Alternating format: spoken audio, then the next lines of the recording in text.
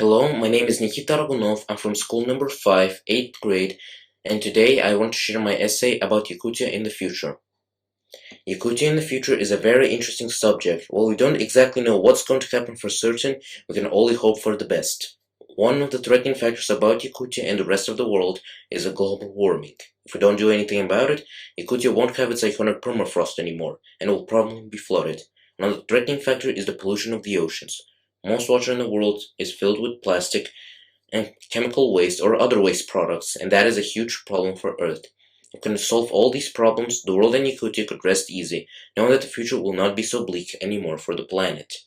In Yakutia, there may be such useful things for nature conservation as green cars, factories, and other things, and many other countries will follow suit in the future.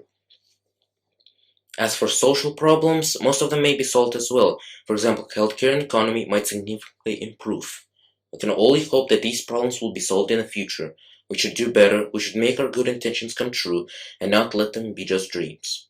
Such a topic as helping the northern towns should also be considered in the future, because of skyrocketing prices of basic things like food, the cold climate that should be controlled, and basic life quality.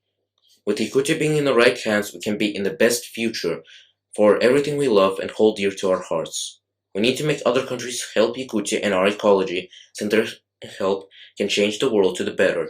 Some places are already melting, such as Greenland, North Pole, and Antarctica, all of them melting due to global warming, and Yakutia is suffering the same fate. We need to attract scientists and ecologists from different countries to fix these problems, but there's barely any of them except Yakutians and Russians.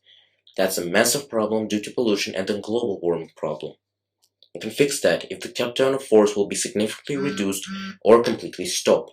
Our oxygen is getting lower, and without trees, we can be much more easily flooded. We need to make kids learn ecology from a very young age, so that they become volunteers to help our forests, rivers, lakes, etc. These kids might become those same people throwing plastic into the ocean or rivers or lakes, killing very sea animals. We need more funds for ecology. There's one famous example called Team Trees, which was set up by famous YouTuber Mr. Beast, in which $1 can be used to plant one tree. The fund was a success, with over $20 million being donated to save the trees. With volunteers, we can clean up those places to save our ecology, and with learning ecology at a young age, we can reduce loitering. Thank you for your attention.